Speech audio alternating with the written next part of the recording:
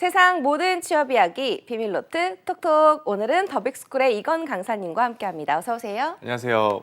네, 쌤, 어느덧 이제 봄이 다가오고 있습니다. 맞아요. 얼마 전에 또 절기상으로는 입춘이었거든요. 몰랐어요. 네, 날씨가 좀 따뜻해지면 하고 싶은 일 있으신가요? 저는 강아지 진짜 좋아하거든요. 근데 강아지 이제 좀- 키우세요? 아니요, 키우진 않습니다. 아이고. 그러다 보니까 이제 대리 만족을 많이 하는데 바깥에 좀 날씨가 나가서. 춥다 보니까 밖에 나가서 구경도 못 하는데 좀 네. 이제 날씨 풀리고 하면은 공원 같은 데 산책 가면서 네. 강아지들 좀 구경하고 싶어요. 그래요. 여행 이런 건 안 가고 싶으세요? 제가 또 아이다 보니까 네. 이제 집에 있는 걸 자꾸 좋아하는데 아이라고 어플하시는데 아닌 것 같은데. 아닙니다. 일단 다시 해보도록 합시다. 네. 네. 오늘 좀 소개해 주실 기업은 어떤 기업인가요? 여러분들 또 의외라고 생각하실 텐데 오늘 소개해드릴 기업은 네. 코레일, 한국철도공사죠. 어. 이게 굉장히 유명한 기업이다 그쵸? 보니까 네. 뭐 코레일이라 그러면 다 아실 거라 생각합니다. 네, 철도공사. 코레일 하면 많은 분들이 좀 가고 싶어하는 공공기관 아닌가요? 맞습니다. 이게 사실 가장 가고 싶어 하는 이유가 일단은 코레일은 뭐 우리나라 전체에 뻗어 네. 있잖아요. 그러다 보니까 이제 전국 단위의 대규모 채용을 하는 기관이다 보니까 많은 분들이 원해요. 특히나 이제 사무 영업 이렇게 해가지고 일반적으로 문도리들도 지원할 수 있는 경우도 많이 발생을 하고 제일 중요한 거는 운전이나 토목, 건축, 전기통신까지 뭐 다양한 분야에서 채용을 하잖아요. 네. 그러니까 만약에 내가 건설사를 못 간다 할지라도 코레일은 굉장히 또 갈 수 있는 기업이 될 수도 있는 거고 전기통신 관련해 가지고도 내가 철도 관련 일을 해볼 수도 있는 거기 때문에 굉장히 많은 관심을 보이는 것이 사실입니다.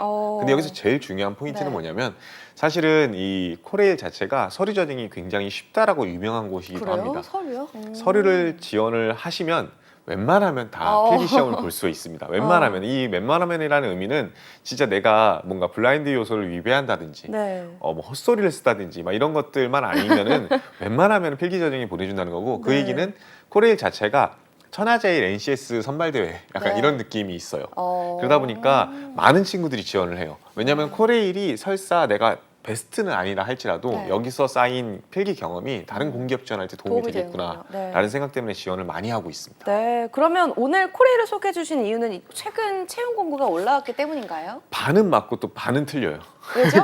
채용 공고가 올라오긴 했지만 지원을 할 수는 없습니다. 왜요? 그러니까 이제 미리 채용 예정만 올라와 있습니다. 아. 그래가지고 실제로 뭘 뽑을 거고 얼마나 뽑을 건지 어떤 자소서 뭐 어떤 전형이 있을 건지는 다 공개가 되어 있어요. 네. 하지만 정작 지원 접수는요 다음 주 월요일 커밍순인가요? 날, 네, 커밍순입니다. 그래서 다음 주 월요일 13일부터 지원을 시작하실 수 있고요. 네. 제가 근데 이걸 오늘에 가져온 가장 큰 이유는요. 이게 지원 접수 마감이요 15일이에요. 그러니까 시간이 13일 정말 없네요. 그렇죠. 월요일 날 시작해서 수요일 날 끝난다는 거죠. 그래서 이거를 다음 주에 얘기를 하면 이제 채용 다 지원하셨죠? 라고 이야기를 할 수밖에 없기 때문에 네. 오늘 한번 가져와 봤고요. 여러분들도 미리미리 작성을 하셔가지고 꼭 지원해보는 거를 추천드려요. 앞서 제가 공기업 지원자들은 기본적으로 이 NCS형 시험을 필기시험은 무조건 볼 수밖에 없잖아요. 네. 일단 서류를 합격시켜준다 네. 라고 하면요. 이 필기 전형에서의 그 당락이 좌우될 가능성이 굉장히 높은데 코레일은 워낙 모든 모수 자체가 일단 서류를 다 합격시켜주는 터라 네. 내가 만약에 필기 시험으로 코레일을 합격하잖아요. 그러면요 그 정도 실력이면요 네. 웬만한 공기업은 다 합격할 거예요. 오. 네. 그렇기 때문에 어떻게 보면 척도가 될 수도 있는 거고요. 네. 또 그러다가 그냥 모르겠다 난 코레일 들어가려다라고 하시는 분들도 간혹 있더라고요. 그러니까 꼭 지원해 보셨으면 좋겠어요. 그리고 네. 특히나 이번에 채용 규모도 굉장히 크거든요. 이번에 일반 공채라고 하죠. 공개 채용 같은 경우에는요. 숫자를 세보니까요. 896명이더라고요. 그러니까 거의 900명 정도 네. 되는 거고요. 거기다가 이제 자격증이라든지 아니면 보훈 제한 뭐 이런 쪽까지 합치면요 1000여 명이 넘더라고요. 그러니까 여러분들 입장에서는 이 가뭄에 콩나듯이 나오는 공채 시즌에 어떻게 보면 시작점이 될 수 있는 그렇네요. 그런 입춘과도 같은 그런 채용이지 않을까 싶어요. 그래서 여러분들 꼭 몰라셨다면서요? 지원 꼭 네. 하셨으면 좋겠고요. 놓치지 않으셔야 되는 것 중에 네. 또 하나는요. 이 지원서 쓸 때 네. 대부분 다 접수 마감 어차피 밤에 하지 않냐 네. 라고 해가지고 한 12시까지만 쓰다가 이제 네. 제출해야지 하는데 14시 마감입니다. 이거 아. 깜빡하고서 놓치는 경우 굉장히 많습니다. 3일인데 게다가 14시까지. 그렇죠. 수요일 14시까지니까요. 이거 네. 놓치시지 말고요. 미리미리 그래서 작성하라고 제가 지금 알려드리는 겁니다. 네, 시간을 꼭 확인해서 미리미리 좀 작성하는 게 필요할 것 같습니다. 그렇다면 코레일 면접 기출 질문부터 알아볼까요, 쌤? 네, 맞습니다. 이 질문 자체는요, 사실은 난이도가 굉장히 네. 낮습니다. 어. 저는 개인적으로 낮다고 생각을 네. 하는데, 다만 이거를 처음 받아보는 분들은 굉장히 높다라는 생각이 들 거예요. 왜냐하면 기본적으로 자기소개서 항목을 살펴보면은 되면 자소서 항목은 코레일을 어떻게 생각하는지, 관심 있는 사업 분야는 뭔지 막 이런 거 물어보는데 갑자기 면접 가서는 띡하니 뭔가 NCS형 경험 질문을 물어보고 있으니까 답답하실 거예요. 하지만 그럼에도 이러한 내용들이 결국엔 다른 공기업에서도 응용이 가능한 부분이라는 걸 꼭 염두에 두시고요. 그 대표적인 질문 한 가지, 기출 네. 질문을 가져와 봤습니다. 네. 바로 살면서 가장 힘들었던 일과 네. 극복했던 방법은 무엇인가에 대한 질문이에요. 어. 그러니까 이게 포인트 자체가 보시면 아시겠지만 이제 코레일에 들어오면 뭐가 힘들 것 같냐 이렇게 직관적으로 물어보는 것도 아니고 이 친구들이 일하면서 느꼈던 부분일 수도 있었을 텐데도 네. 하필이면 또 앞에 살면서라는 단어를 살면서, 또 네. 힌트로 줬어요. 그러니까 이런 부분들이 어떻게 보면 나 살면서 힘들었던 일 한 번도 생각해 본 적은 없는데 이런 생각을 한단 말이죠. 그쵸. 그래서 어려움을 좀 겪고도 있는데 네. 이래서 내가 경험을 정리해 놓는 거, 내 삶을 정리해 놓는 게 중요하다라는 포인트를 오늘 짚고 넘어가려고 합니다. 아무래도 근데 취준생 입장에서 생각해 보면 살면서 가장 힘든 일이 그 취준 기간이 아닐까 싶은데요. 전쌤은 어떤가요? 살면서 가장 힘든 일 있으셨어요? 근데 이제 사실 네. 면접에 가가지고 살면서 가장 힘든 일이 무엇인가요? 지금 이 순간입니다. 약간 이렇게 얘기하면은 네. 뮤지컬 찍는다라는 생각이 들기도 하고 조금 이게 가식적인가라는 네. 생각이 들어서 대부분의 친구들은 그 얘기를 쉽게 못해요. 그렇군요. 제일 힘든 것도 맞지만 네. 사실은 또 아직 극복이 된 건 아니잖아요. 그렇죠. 여기 합격하면 그럼요. 극복할 것 같습니다. 이렇게 네. 얘기할 수도 없고 했던 과거형을 물어보는 거기 때문에 아니 그게 아니라 지금은 좀 힘드시겠지만 과거에 힘들었던 일 얘기해 주세요라고 다시 질문할 가능성이 있기 때문에 네. 과거에서 사례를 갖고 오시는 게 제일 중요할 것 같고요. 네. 뭐 저 같은 경우도 솔직하게 여러분들도 취준 생활이 제일 힘들다라고 얘기하듯이 저도 곰곰이 생각해 보면은 군대 생활이 제일 힘들지 않았을까. 다들 공감하지 않을까요? 네, 그렇기 때문에 이 얘기를 할 수도 있겠지만 좀 애매하지 않을까라는 생각을 해봅니다.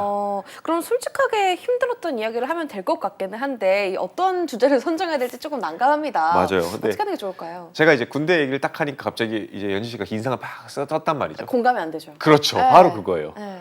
가보지 않으신 분들 같은 경우에는 공감이 네. 안 될 가능성도 굉장히 크고 이 대화라는 거, 면접이라는 건 결국에는 대화잖아요. 네. 그래서 대화하는 그 와중에 공감이 전혀 안 될 이야기하는 거. 마치 내가 문돌이인데 수학과와 소개팅을 하는데 하루 종일 선형대수에 대한 이야기를 하면서 방긋방긋 웃고 있는 네. 상대방을 바라볼 때의 그 표정. 너무 이질감 느껴지는. 그렇죠.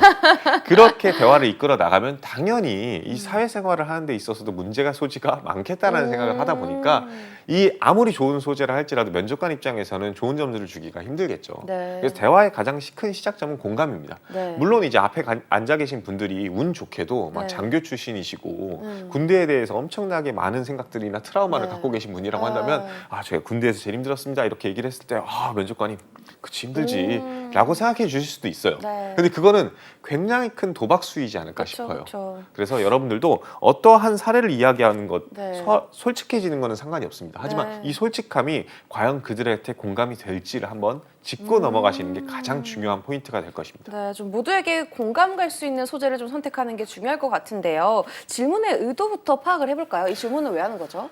일단은 살면서 네. 가장 힘들다라는 그 단어 자체가 주는 뉘앙스 자체가 네. 일단 내가 힘든 거 얘기해야지라는 생각이 드실 텐데 네. 공감이 돼야 된다 그랬잖아요. 네. 그 공감이라는 부분이 결국엔 객관화가 된다라고 생각하시기가 오해하기 쉬운데 사실은 힘들다는 그 단어 자체는 굉장히 주관적인 단어예요. 네. 뭐 가령 예를 들면은 우리 MC분은 네. 첫 방송 힘들었나요? 안 힘들었나요? 당연히 힘들죠. 힘들죠. 네. 당연히 힘들단 말이죠. 네. 근데 반대로 안 힘들었던 사람은 없을까요? 있죠. 있죠. 네. 그러니까요. 이 분명히 둘 다에게는 첫 방송인데도 불구하고 어떤 친구한테는 힘들다라는 포인트가 발생할 수 있고 어떤 친구한테는 힘들다는 포인트가 발생하지 않을 수 있단 말이에요. 오히려 힘들다라는 기준이 좀 중요한 거네요. 그렇죠. 네. 힘들다라는 그 단어 자체는 결국에는 굉장히 주관적인 네. 단어라는 거죠.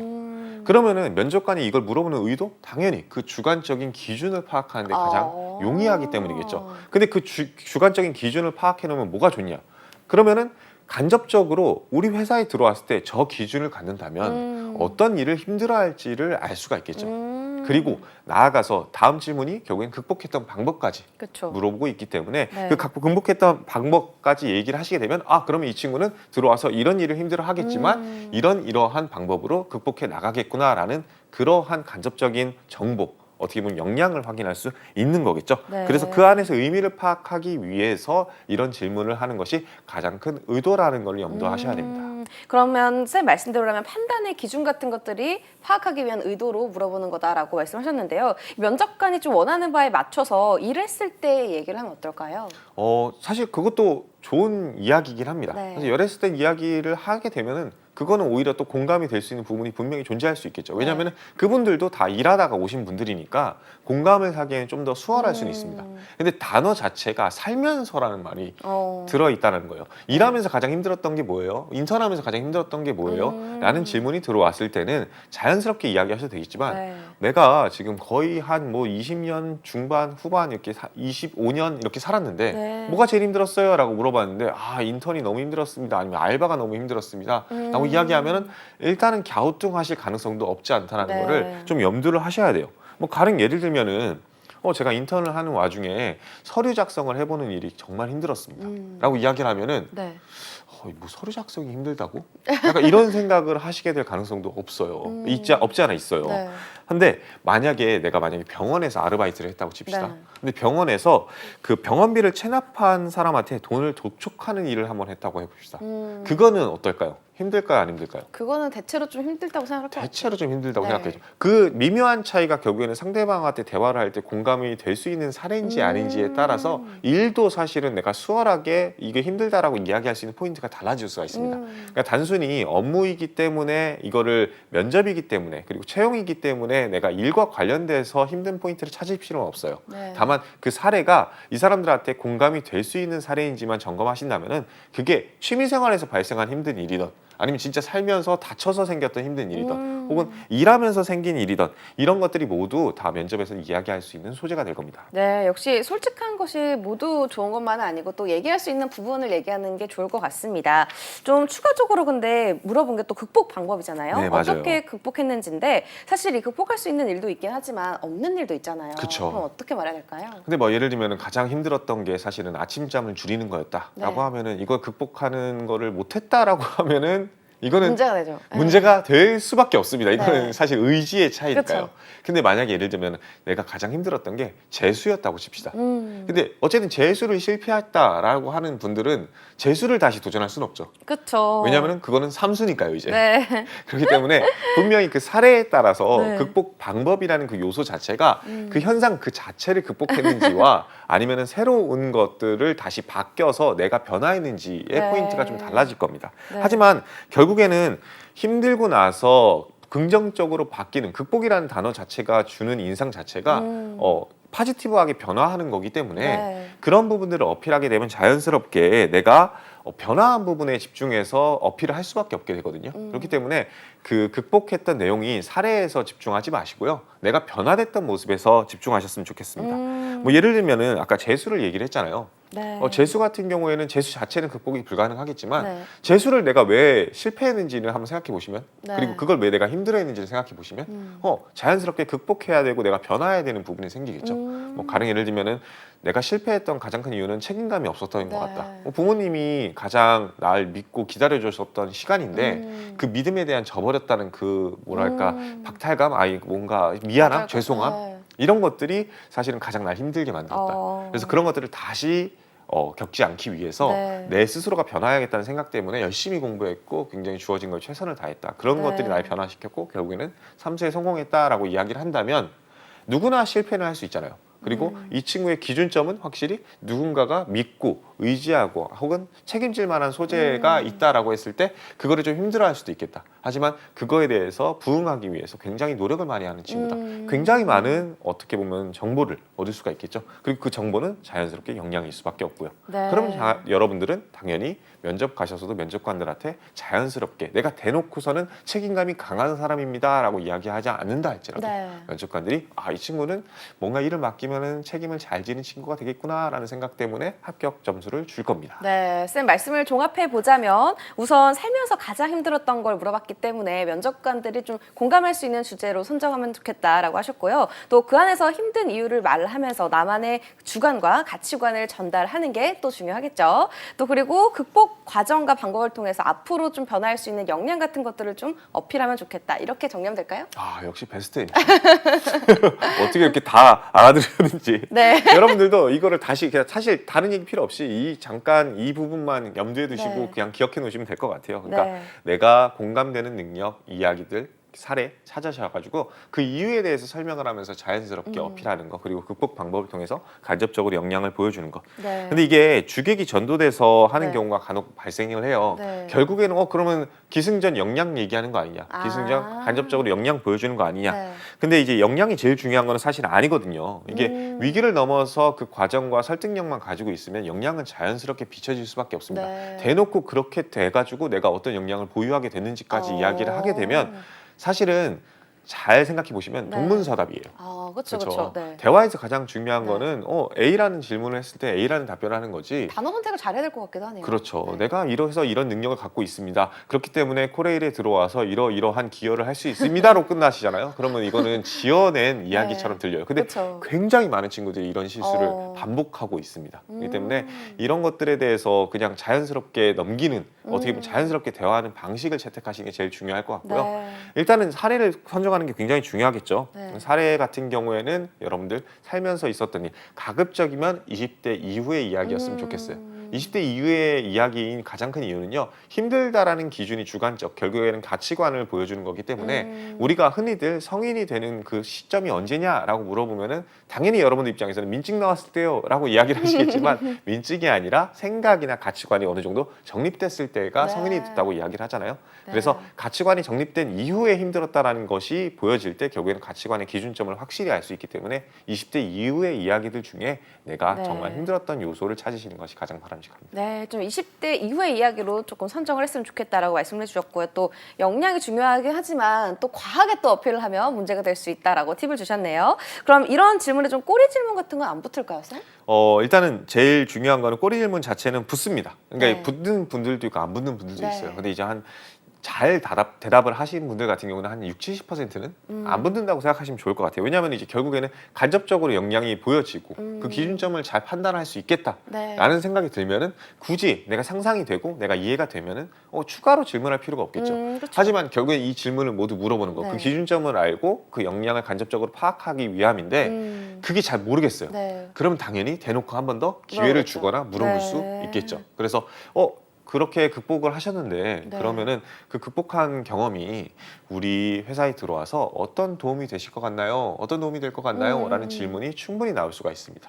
근데 그렇게 나오는 것이 사실 썩 좋은 것만은 아니에요. 그렇기 네. 때문에 내가 간접적으로 앞에서 그 극복 방법이라든지 극복 요소들을 한번 잘 정리를 해놓으셨으면 좋겠어요. 그리고 그걸 잘 정리해 놓고서는 잘 대답을 하신 분들 같은 경우에는요, 네. 그게 어떻게 도움이 될 것 같아요? 직관적으로 대답할 수가 있겠죠. 뭐 예를 들면 앞서 제가 책임감에 대해서 간접적으로 어필했다라고 네. 한다면요, 코레일에서도 사실 내가 맡는 역할이 굉장히 사소하고 단편적인 일이라 할지라도 그 작은 노력 하나가 결국에는 우리 회사가 안전적으로 운행을 하는 데 도움이 될 거라고 생각을 하기 때문에 네. 그 책임감을 발휘하는 사람이 될 수 있을 것 같다라는 이야기로 어필할 수가 있게 될 겁니다. 네, 코레일 좀 인턴은 어떤 일을 하는지 좀 궁금해였어요. 어떤 분들이 좀 지원하면 좋을까요?